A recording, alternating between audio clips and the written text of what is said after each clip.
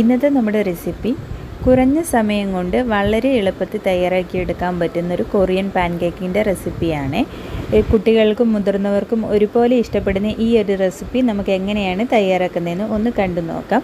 അതിനു മുമ്പായിട്ട് നമ്മുടെ ചാനൽ ആദ്യമായിട്ട് കാണുന്നവരാണെങ്കിൽ നമ്മുടെ ചാനൽ പ്ലീസ് ഒന്ന് സബ്സ്ക്രൈബ് ചെയ്ത് ഒന്ന് സപ്പോർട്ട് കൂടി ചെയ്തേക്കണേ. ഈ വീഡിയോ കണ്ടുകൊണ്ടിരിക്കുന്ന സമയത്ത് നിങ്ങൾക്ക് ഇഷ്ടപ്പെടുകയാണെങ്കിൽ മറക്കാതെ തന്നെ ആ ലൈക്ക് ബട്ടണും കൂടി ഒന്ന് ക്ലിക്ക് ചെയ്തേക്കണേ. അപ്പം നമുക്കിതെങ്ങനെയാണ് തയ്യാറാക്കുന്നതെന്നൊന്ന് കണ്ടു നോക്കാം.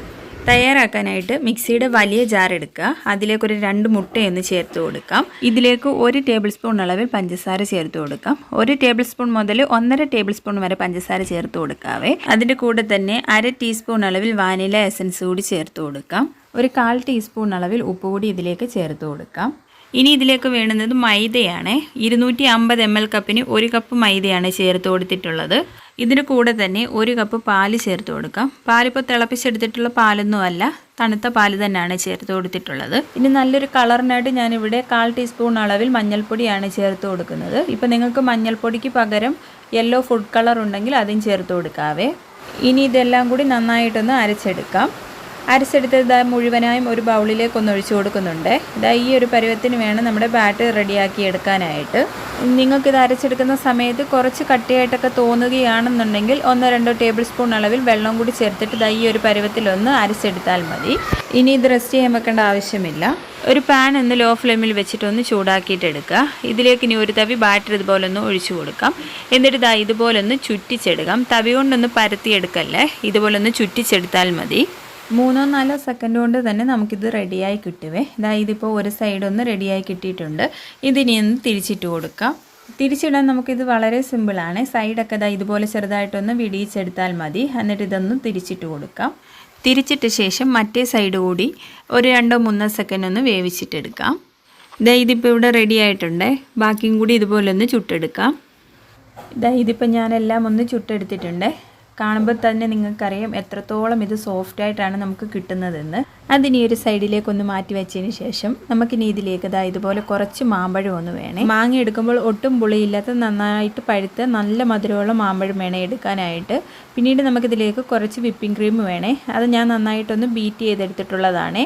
ഇനി നമ്മൾ ചുട്ട് വെച്ചിരിക്കുന്നതിൽ നിന്നും ഒരെണ്ണം എടുക്കുക. എന്നിട്ട് അതിന് നല്ല വശം അടിയിൽ പോകുന്ന രീതിക്ക് ഒന്ന് വെച്ച് കൊടുക്കാം. ഇനി അതിൻ്റെ മുകളിലായിട്ട് ഇതുപോലെ കുറച്ച് വിപ്പിംഗ് ക്രീം ഒന്ന് വെച്ച് കൊടുക്കാം. ഇനി അതിൻ്റെ മുകളിലായിട്ട് കുറച്ച് മാങ്ങ നമ്മൾ കട്ട് ചെയ്ത് വെച്ചിരിക്കുന്നില്ലേ, അതിൽ നിന്നും കുറച്ച് പീസ് ഇതുപോലെ ഒന്ന് വെച്ച് കൊടുക്കാം.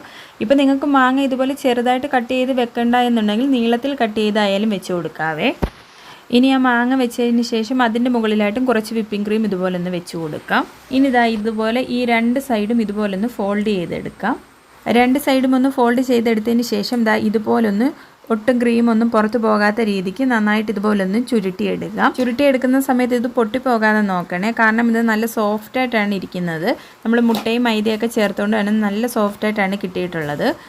ഇതിപ്പോൾ ഞാൻ നന്നായിട്ടൊന്ന് കവർ ചെയ്തെടുത്തിട്ടുണ്ട്. വളരെ സിമ്പിളാണ് ഇത് ചെയ്തെടുക്കാനായിട്ട്. ഇതുപോലെ ബാക്കിയും കൂടി ഒന്ന് റെഡിയാക്കിയിട്ടെടുക്കാം. ഇതിപ്പോൾ ഞാൻ എല്ലാം ഒന്ന് റെഡിയാക്കി എടുത്തിട്ടുണ്ട്. ഇനി ഇത് ഫ്രിഡ്ജിൽ വെച്ച് നന്നായിട്ടൊന്ന് തണുപ്പിച്ചിട്ട് വേണം സെർവ് ചെയ്യാനായിട്ട്. ഇത് തണുപ്പിച്ച് കഴിക്കുമ്പോഴായിരിക്കും ഒന്നുകൂടി ഒന്ന് ടേസ്റ്റി ആയിട്ട് കിട്ടുന്നത്. ഇനി ഇതൊന്ന് കട്ട് ചെയ്തുകൂടി കാണിച്ചു തരാം. ഇത് കണ്ടില്ലേ, കാണാൻ തന്നെ എന്ത് ഭംഗിയാണല്ലേ. ഇത് കഴിക്കാനാണെങ്കിൽ നല്ല അടിപൊളി ടേസ്റ്റുമാണ്. കുട്ടികൾക്കും മുതിർന്നവർക്കും ഒരുപോലെ ഇഷ്ടപ്പെടുന്ന ഈ ഒരു റെസിപ്പി നിങ്ങൾ ഇതുവരെയും ട്രൈ ചെയ്ത് നോക്കിയിട്ടില്ലെങ്കിൽ ഒരു തവണയെങ്കിലും ട്രൈ ചെയ്ത് നോക്കിയിട്ട് നിങ്ങളുടെ ഫീഡ്ബാക്ക് അറിയിക്കാൻ മറക്കല്ലേ.